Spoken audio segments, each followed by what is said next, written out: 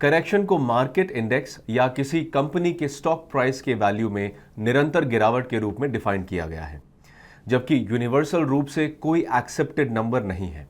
आमतौर पर यह माना जाता है कि वैल्यू में 10% के ड्रॉप को करेक्शन समझा जाता है और 20% की गिरावट को बेयर मार्केट मान लिया जाता है। अब इन्वेस्टर के लिए स्टॉक मार्केट करेक्शन डरावने हो सकते हैं, और अगर आप 10% की परिभाषा मान लें तो निफ्टी ने पिछले 16 साल में ऐसे 19 करेक्शन देखे हैं। 2006, 8, 10, 12, 15, 16, निश्चित रूप से 2018 और 2020 और बेशक इस साल अर्थात वर्ष 2022 में भी। वास्तव में कुछ वर्षों में तो कई बार 10% की गिरावट देखी गई है। हो सकता है आपने भी इंडियन स्टॉक मार्केट में 19 बार 10% की गिरावट आ चुकने की उम्मीद नहीं की होगी। लेकिन यह भी सच है कि ऐतिहासिक रूप से स्टॉक मार्केट स्टीप करेक्शन के कुछ महीनों के भीतर ही रिकवर भी कर लेता है।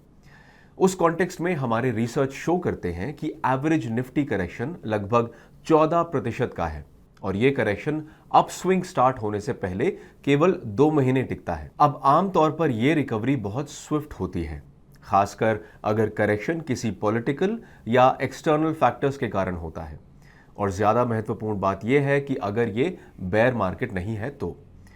नंबर्स में देखें तो निफ्टी ने पिछले 25 वर्षों में 8 बेयर मार्केट का सामना किया है, और ऐसा प्रत्येक 3 साल पर होता है।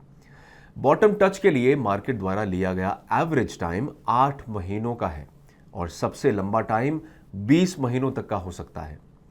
हम यहां एक पॉइंट पर जोर देना चाहते हैं, वो ये है कि करेक्शन और बेयर मार्केट इन्वेस्टिंग के रेगुलर हिस्से हैं। मार्केट करेक्शन के साथ मेरा पहला अनुभव 17 मई 2004 को हुआ, जब सेंसेक्स में 16% की गिरावट आ गई और बॉम्बे स्टॉक एक्सचेंज मार्केट को उस दिन 2 बार ट्रेडिंग को हॉल्ट करने की जरूरत पड़ी। यह गिरावट एक पोटेंशियल पॉलिटिकल क्राइसिस के कारण आई, जो वास्तव में कामयाब नहीं हुआ था, और इन्वेस्टर्स ने जिन्होंने इसे देखा उन्होंने बहुत जल्द बहुत बड़ा मुनाफा कमा लिया, जब सेंसेक्स ने अगले 24 घंटों के भीतर अधिकांश लॉस की भरपाई कर ली। मुझे स्पष्ट रूप से याद है कि BEML को 100 रुपए में खरीदा गया था, जो अगले 2 दिनों में बढ़कर 140 से ज्यादा हो गया था। यह ब्लड बाथ मेरा इन्वेस्टिंग में पहला सबक था कि स्टॉक मार्केट कितना फिकल यानी चंचल हो सकता है, और किस प्रकार करेक्शन का यूज किसी के एडवांटेज के लिए किया जा सकता है। और इसलिए इस वीडियो में हम कुछ स्ट्रैटेजी को देखेंगे जिनका यूज रिटेल इन्वेस्टर्स स्थिति पर नियंत्रण पाने के लिए कर सकते हैं। तो आइए शुरू करते हैं।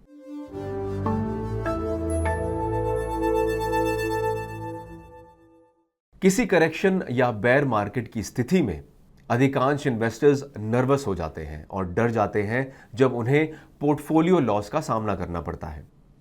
इसके प्रति नेचुरल रिएक्शन पैनिक का है, और इस प्रोसेस में कई इन्वेस्टर्स अपनी सभी इक्विटी होल्डिंग्स नहीं भी तो अधिकांश जरूर बेच देते हैं। ऐतिहासिक रूप से यह कदम लगभग प्रत्येक अवसर पर एक बहुत बड़ी गलती साबित हुई है, और यहां कुछ टिप्स हैं जो आपको उस टेम्पटेशन को रोकने में मदद कर सकते हैं। पहला टिप यह है कि आपको स्टॉक की कीमतों को बार बार देखने की जरूरत नहीं है। आप देखते हैं कि जब मेन इंडेक्स गिर रहे हैं तो आपके भी अधिकांश स्टॉक्स रेड में होंगे, और हर घंटे उनके प्राइस को चेक करने से आपको कोई बहुत अधिक मदद नहीं मिलने वाली। इसके बजाय उस इन्वेस्टमेंट थीसिस को ट्राई करें और याद रखें जिसके आधार पर आपने उस स्टॉक्स को खरीदा था, और देखें कि क्या वो अजम्पशन अभी भी बरकरार है। अगर आप श्योर नहीं हैं कि इन्वेस्टमेंट थीसिस का निर्माण कैसे किया जाए, तब उस टॉपिक पर बना हमारा वीडियो जरूर देखें, जिसका लिंक मैंने इस वीडियो के डिस्क्रिप्शन में अटैच किया है। एक दूसरा टिप जो काफी उपयोगी हो सकता है वो है अपने आप को अपना लॉन्ग टर्म फाइनेंशियल गोल को याद दिलाना। जैसे मेरे मामले में पिछले 2 दशकों के दौरान सेंसेक्स ने कैसा परफॉर्म किया है, ये देखने के बाद 16% की गिरावट कुछ भी नहीं निकली। वास्तव में 17 मई 2004 को सेंसेक्स इंट्राडे लो 4227 पॉइंट था, और ठीक 18 साल बाद सेंसेक्स 52,000 पॉइंट पर था, जिससे इस स्टेज पर डिविडेंड की इंक्लूड ना करने के बाद भी ये 15% का CAGR यील्ड कर रहा है। तीसरी स्ट्रैटेजी जो मैंने इन्वेस्टिंग के वॉरेन बफेट स्कूल से बोरो की है वो है इन मार्केट डिप्स के दौरान बढ़िया बिजनेस खरीदने के लिए कुछ कैश इन हैंड रखना। इसलिए इनमें से कुछ टेस्टेड स्ट्रैटेजी का यूज करें और प्लीज पैनिक ना हो।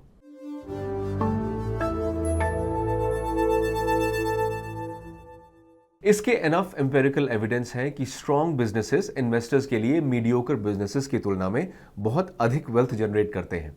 और फिर भी जब कोई मार्केट करेक्शन होता है, हम बहुत से इन्वेस्टर्स को वीकर बिजनेसेस की तरफ इस उम्मीद के तहत झुकाव देखते हैं कि वो स्ट्रॉन्ग बिजनेसेस की तुलना में अधिक गिर गए हैं। इन स्टॉक्स में काफी अधिक अपसाइड है, लेकिन अभी तक हमने जो डेटा देखा है वो इसे सपोर्ट नहीं करता। और इसलिए हमारे विचार से, और खासकर जब कोई मार्केट करेक्शन होता है, तो इन्वेस्टर्स को अपने पैसों को स्ट्रॉन्ग और हेल्दी बिजनेसेस में रखने का लक्ष्य बनाना चाहिए जो इन पीरियड के दौरान डिलीशियस वैल्यूएशंस पर उपलब्ध होते हैं। दूसरे शब्दों में, आपके लिए अच्छा होगा कि अच्छी कीमतों पर ग्रेट बिजनेसेस को खरीदने की classic Buffett and Munger doctrine को अप्लाई करें बजाय चीप बिजनेसेस खरीदने के। इन स्टॉक में इन्वेस्ट करने के अतिरिक्त इन्वेस्टर्स को मौजूदा अनसर्टेनिटी से बाहर निकलने के लिए धैर्य दिखाने की जरूरत है, जो वेल्थ क्रिएशन के लिए बहुत जरूरी है।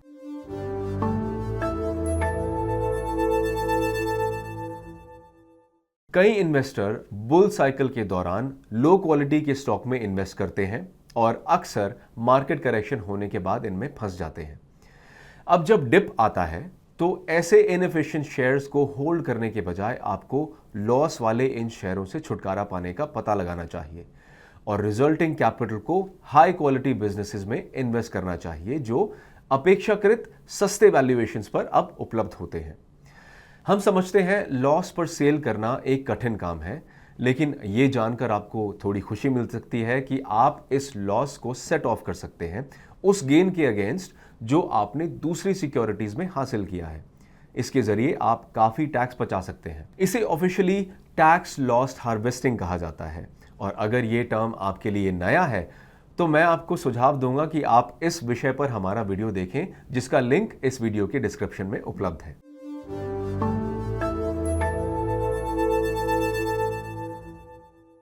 एक मार्केट करेक्शन आपके लक्ष्यों तथा रिस्क टॉलरेंस लेवल के अनुरूप आपके पोर्टफोलियो को अलाइन करने का एक वंडरफुल अपॉर्चुनिटी है।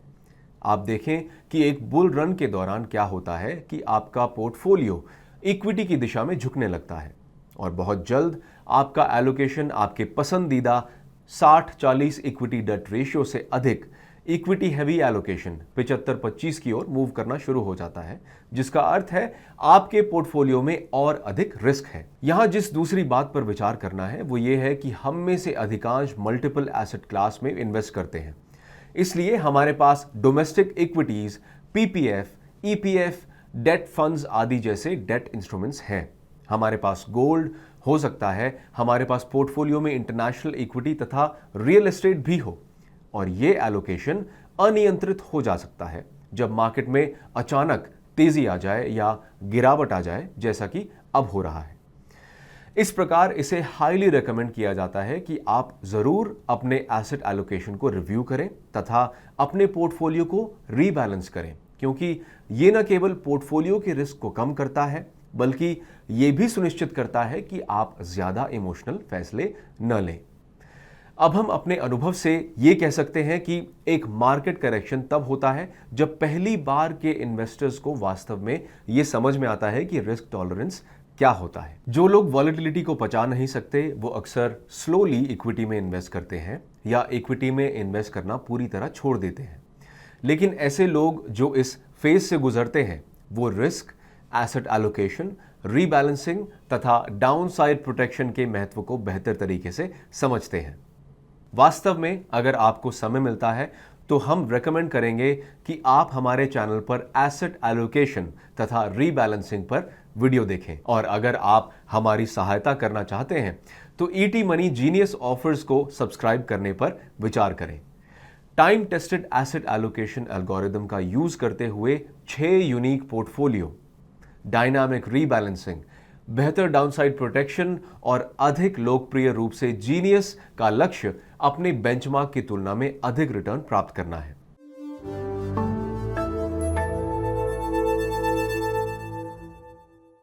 सिस्टमैटिक इन्वेस्टमेंट प्लान या SIP इस प्रिंसिपल पर काम करता है कि जब मार्केट में गिरावट आती है तो आप अधिक यूनिट एक्यूमुलेट करते हैं और जब मार्केट बढ़ता है तो आपको कम संख्या में यूनिट एलोकेट किए जाते हैं।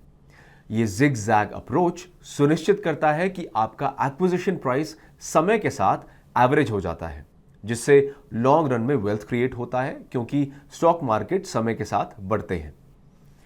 SIP के माध्यम से इन्वेस्ट करते समय मार्केट करेक्शन के महत्व को दर्शाने के लिए यहां एक क्विक सिमुलेशन चलाते हैं। तो सिनेरियो 1 ब्लू लाइन है जो दर्शाती है कि स्टॉक मार्केट में वास्तव में क्या होता है, अर्थात निफ्टी का वैल्यू बुल और बेयर मार्केट साइकिल में ऊपर और नीचे जाता रहता है।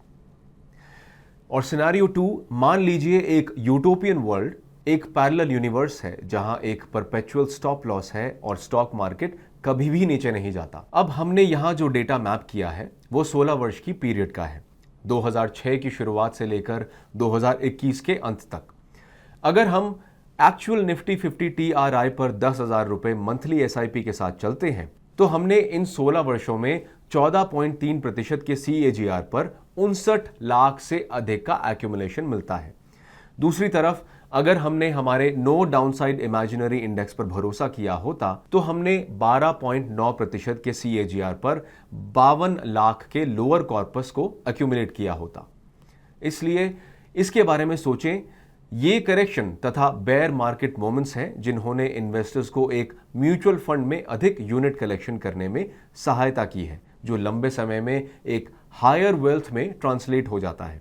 बेशक हमेशा ऐसे आलोचक होंगे जो कुछ पीरियड को चेरी पिक करेंगे, जो एवरेजिंग को हॉरिबल बना सकते हैं, लेकिन मेरे विचार से ये स्ट्रैटेजी अनुशासित लॉन्ग टर्म इन्वेस्टर्स को उनके फाइनेंशियल गोल्स को अर्जित करने के लिए सेवा प्रदान करती रहेगी और जारी रहेगी।